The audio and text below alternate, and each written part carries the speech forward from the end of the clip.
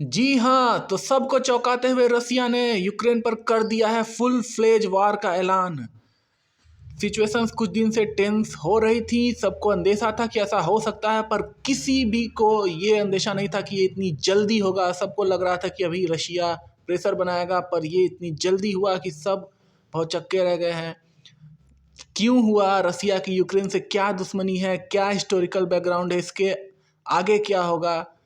क्या मायने हैं इसके पूरे विश्व के लिए, इंडिया? ये सब हम जानेंगे, बने रहिए इस वीडियो में हमारे साथ। तो क्यों रसिया यूक्रेन पर हमला कर रहा है? क्या चाहता है रसिया? सबसे पहली चीज, आप यूक्रेन की पोजीशन देखिए। इधर है रसिया और इधर है यूरोपियन यूनियन। तो स्ट्रेटेजिकली, सामरिक रूप से यूक्रेन रसिया के लिए बहुत ही इंपॉर्टेंट नेशन बन जाता है। फिलहाल ये यूरोपियन यूनियन और रसिया के बीच एक बफर स्टेट का काम करता है। पर अगर रसिया की बाउंड्रीज यहाँ तक होंगी तो वो सीधे यूरोपियन यूनियन से लगेंगी। और दूसरी चीज, यूक्रेन कभी हुआ करता था जो सोवियत संघ था उसका एक अभिन्न हिस्सा हुआ करता था। यहाँ आप देख सकते हैं नंबर 6, ये है यूक्रेन। जब सोवियत यूनियन यूएसएसआर डिसइंटीग्रेट हुआ 1991 में, तब तक यूक्रेन उसका हिस्सा था, उसका एक पार्ट था, जिसे रसिया आज कहता है अखंड रसिया, उसका एक पार्ट था। इस वजह से भी रसिया उस पार्ट को अपने वापस चाहता है, एक तरह से समझिए। इस वजह से भी एक ये रीजन है कि रसिया यूक्रेन पर हमला किया है। एक और वजह है इसका नाटो पर प्रेशर डालना। जो नाटो का ईस्टवर्ड एक्सपेंशन हो रहा है उस पर भी एक विराम तरीके से लगाना, उस पर भी प्रेशर डालना, एक और ये रीजन रसिया का रहा है। नाटो क्या है, जैसा आप पहले भी जानते हो या अगर नहीं जानते हैं तो मैं बताता हूँ। नाटो एक सिक्योरिटी अलायंस है, लगभग कुल 30 नेशंस का, जो कि नॉर्थ अटलांटिक ट्रीटी 1949 में फॉर्म हुआ। इसे वाशिंगटन ट्रीटी भी कहते हैं। ये यूएस, कनाडा और बाकी कई वेस्टर्न यूरोपियन नेशन से मिलकर बना था। मेनली ये उस समय सोवियत यूनियन के अगेंस्ट बनाया गया था, सोवियत यूनियन के अगेंस्ट देखने जाने वाले खतरे के। फिर धीरे धीरे ये एक्सपेंशन करता गया। 97 तक आप देख सकते हैं, जो डार्क ब्लू में है वो देश नाटो में थे। और फिर उसके बाद ये देश 97 के बाद जुड़े हैं। अब रसिया इस चीज़ का भी विरोध करता है कि नाटो जब यूएसआर रहा नहीं तो फिर नाटो का क्या मतलब है। ये एक रसिया के खिलाफ अलायंस है, इसका मतलब रसिया कहता है कि नाटो को वापस अपने 97 वाले पोजीशन पे चले जाना चाहिए। ये उस चीज़ का विरोध करता है जो नाटो का एक्सपेंशन हो रहा है ईस्टवर्ड। और हाल ही में नाटो यूक्रेन से ज्वाइन करने की बातचीत चल रही थी, उसका भी रसिया पूरी तरह से विरोध कर रहा था कि यूक्रेन नाटो को ना ज्वाइन करे। एक वो भी रीजन है यूक्रेन पर प्रेशर बनाने का और अंततः यूक्रेन पर अटैक करने का। थोड़ा सा अगर हम हिस्ट्री में जाएं तो ये क्रीमियन पेनिनसुला ये यूक्रेन का हिस्सा था, जो कि अब नहीं है। 2014 में रसिया ने कूटनीति और मिलिट्री एक्शन का बहुत ही सोचे समझे तरीके से इस्तेमाल करके क्रीमिया को कब्जा लिया। पहले वहाँ पे डिस्टर्बेंस क्रिएट कराया, इनर डिस्टर्बेंस क्रिएट कराया, फिर वहाँ पे रिफरेंडम कराया जिसमें कि लोगों ने वोट किया रसिया फेडरेशन के पक्ष में, और फिर मिलिट्री एक्शन करके क्रीमिया को रसिया ने हथिया लिया, जिसके बाद रसिया पर काफ़ी सैंक्शंस भी लगे थे। लेकिन रसिया को उससे कोई ज़्यादा फर्क पड़ता नहीं। फिर रसिया ने ये जो ईस्टर्न यूक्रेन का पार्ट था, डोनबास, दो रीजन है इसमें, डोनेस्क एंड लुहांस्क, इन दोनों में फिर डिस्टर्बेंस क्रिएट कराने लगा, रिबेलियन कराने लगा। और आज इसकी ये हालत है कि रिबेल्स के अंडर में ये कंट्रोल में है। और अभी कुछ दिन पहले ही, 1-2 दिन पहले ही, इन एरियाज को as a independent part, as a independent nation Russia ने रिकॉग्नाइज भी किया। अब ये जो ईस्टर्न एरिया है, ईस्टर्न यूक्रेन है, जो डोनबास एरिया है, ये अगर हम इथनिसिटी देखें तो ये ऐसे भी यहाँ पर रसियन इथनिसिटी ज़्यादा है। इसी का रसिया ने इस्तेमाल करके वहाँ के लोगों में ये रिबेल क्रिएट करवाया और इस एरिया को एक तरह से यूक्रेन से अलग कर दिया। अब इसको ही आज़ाद करने के नाम पर रसिया ने ये अटैक किया है। पर इसका ये अटैक सिर्फ यहीं तक सीमित नहीं है। रसिया के टैंक्स कहा जा रहा है कि क्रीमिया के रास्ते से भी, दक्षिण रास्ते से भी प्रवेश कर गए हैं। इधर बेलारूस की तरफ से भी रसिया ने हमला किया है। स्टार्ट यहाँ से जरूर हुआ, लेकिन अब रसिया एक फुल फ्लेज हमले पे आ गया है। अब रसिया चाहता क्या है? शुरू तो उसने किया है इस एरिया को आज़ाद कराने के मकसद से लेके, पर वो यूक्रेन को उसके स्ट्रेटजिक इंफ्रास्ट्रक्चर्स को डिस्ट्रॉय करेगा, फिर यूक्रेन को पूरी तरह से कमज़ोर कर देगा जगह जगह स्ट्रक्चर को डिस्ट्रॉय करके, ताकि वहाँ की जो सरकार है पूरी तरह से ध्वस्त हो जाए, वहाँ चेंजेस आए, फिर लोग डिमांड करें चेंजेस लाने के, और फिर लोगों को आगे चल के लगे कि अगर हम रसिया से जुड़ जाएंगे तो हमारी गरीबी भुखमरी दूर हो सकती है। फिर वही मतलब क्रीमिया वाले हालात करके फिर वहाँ भी रेफरेंडम करा के और फिर मिलिट्री एक्शन करके भविष्य में पूरे यूक्रेन को अपने में समाने का रसिया का इरादा है। हो सकता है वो इसी बार ही सीधे पूरे मिलिट्री एक्शन से ऐसा कर सके। तो अब नाटो का क्या स्टैंड है, नाटो क्या कहता है इस पर? नाटो ने कहा है कि हम पूरी तरह से रसिया के इस हॉरिफाइंग एक्ट को कंडेम करते हैं, ये पूरी तरह से अनजस्टिफाइड है, अनप्रोवोक्ड है, पर नाटो अपने मेंबर्स, अपने ट्रूप्स सीधे इस अटैक में नहीं उतारेगा।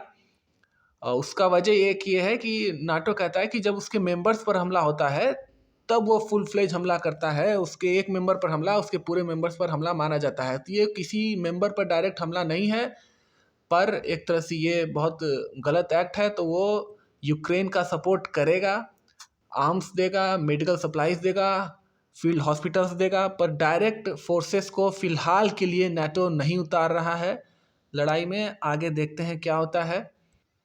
इस पिक्चर्स में हम नाटो फोर्सेस की और यूएस ट्रूप्स की पोजीशनिंग देख सकते हैं। रेड में लिखे हुए नंबर्स नाटो ट्रूप्स के नंबर हैं और ब्लू में लिखे हुए नंबर्स यूएस फोर्सेस के नंबर हैं। तो ये भी सराउंड कर रहे हैं पूरे अपने मेंबर कंट्रीज़ पर हैं, ये सब नाटो मेंबर कंट्रीज़ हैं।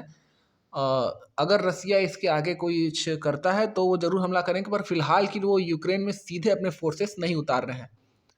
तो अब एक बड़ा सवाल उठता है, क्या अमेरिका इस लड़ाई में कूदेगा सीधे?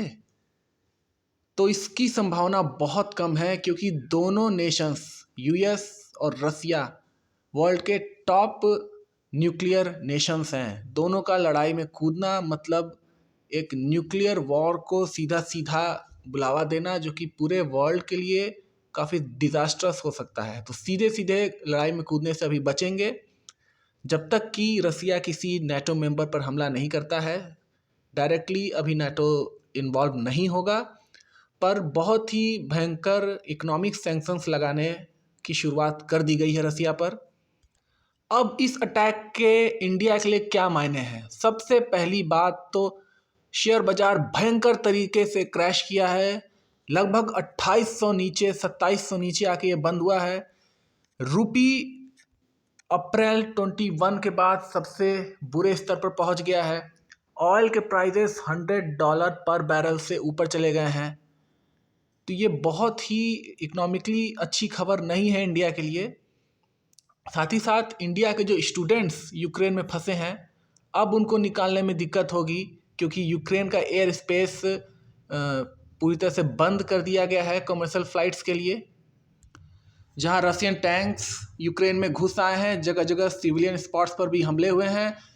प्रेजेंट न्यूज ये है कि यूक्रेन ने रसिया के 5 एयरक्राफ्ट, 5 फाइटर जेट्स मार गिराए हैं और 1 मिलिट्री हेलीकॉप्टर, और जिसमें कि यूक्रेन के 40 सोल्जर्स और 10 सिविलियंस की मौत हुई है। ये ऑफिशियल आंकड़े हैं जो सच में बहुत ऊपर हो सकते हैं। इससे इंडियंस जो वहाँ हैं, स्टूडेंट्स या नेशनल्स जो भी हैं, उनके भी सेफ्टी पर एक बहुत बड़ा खतरा है। कमर्शियल फ़्लाइट्स भी नहीं चल रही हैं। इंडिया पहले से ही कह रहा था अपने वहाँ नेशनल्स को कि अगर बहुत ज़रूरी ना हो तो आप चले आइए। अच्छा, अब इस तरह के अटैक के मायने पूरे वर्ल्ड के लिए क्या हो सकते हैं? एक वर्ल्ड ऑर्डर में, एक सिचुएशन में पूरी तरह से ये चेंज लाने वाला घटना है ये, एक आप समझ सकते हैं, जहाँ की एक्सपेंशनिस्ट विचारधारा एक बार फिर से बढ़ रही है। एक बार फिर से ये विचारधारा जन्म ले रही है कि हम दूसरे देशों पर कब्जा करें। तो ये सिर्फ यहीं सीमित नहीं रहेगा। चाइना, इस मैप में आप देख सकते हैं कि चाइना किस तरह से कहता है कि ये पूरा एरिया हमारा है। ताइवान को भी वो अपना कह सकता है, कहता है एक्चुअली।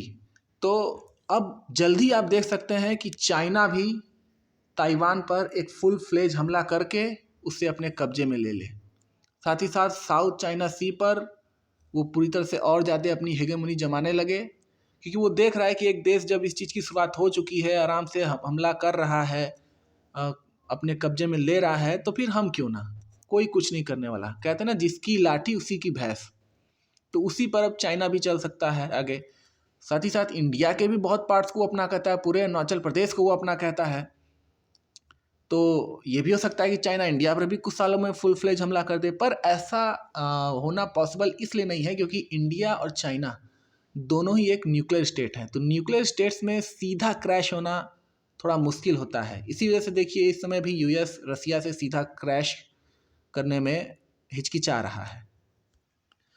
ये विचारधारा कॉलोनियल पीरियड वाली, वर्ल्ड वार पीरियड वाली, कि दूसरे देशों को इन्वेड करें, एनेक्स करें, ये बहुत ही खराब विचारधारा है, बहुत ही आउटडेटेड है। और इस समय उसका पूरा हर तरह से भर्त्सना करते हैं हम। रसिया ने जो भी किया वो ह्यूमैनिटी के लिए, पूरे वर्ल्ड पीस के लिए बहुत ही खराब है, पूरा उसका विरोध करते हैं। कभी था पार्ट, वो अब इंडिपेंडेंट हो गया है, उस देश को आप सुख चैन से रहने दीजिए। लेकिन ये एक्सपेंशनिस्ट विचारधारा रसिया और चाइना की, उसका पूरा विरोध होना चाहिए। और जहाँ तक मेरा मानना है, यूक्रेन को कब्जा करने के बाद रसिया वहीं नहीं रुकेगा। पुतिन ने 21 में एक आर्टिकल लिखा था, एक आर्टिकल पब्लिश किया था, जिसमें कि उन्होंने अखंड रसिया की बात कही थी। तो वो उस पर ज़रूर आगे बढ़ेंगे। अगर रसिया को यहाँ रोका टोका नहीं गया, रसिया पर अगर कोई असर नहीं हुआ, तो वो उस प्लान को लेकर आगे भी बढ़ेगा। और इस तरह से हम वार, कत्लेआम और एक्सपेंशन रसिया का आगे भी देख सकते हैं। और ये सिर्फ रसिया तक ही नहीं रुकेगा, फिर धीरे धीरे चाइना और भी कोई कंट्रीज़। ये हमलों का दौर, एक वार का दौर जब शुरू होता है, हिस्ट्री आपकी है, आप देख सकते हैं, तो ये शुरू हो जाता है जब तक कि एक टोटल डिवास्टेशन वर्ल्ड में ना हो। सो हम प्रे करते हैं कि ये जल्दी से जल्द ख़त्म हो, नॉर्मलसी आए यूक्रेन में। हम सभी साथ मिलकर यूक्रेन के लोगों के लिए, वहाँ जो इंडियंस फंसे हैं उनके सेफ्टी के लिए प्रे करेंगे। तो मिलते हैं नेक्स्ट वीडियो में। Till then, thank you and take care.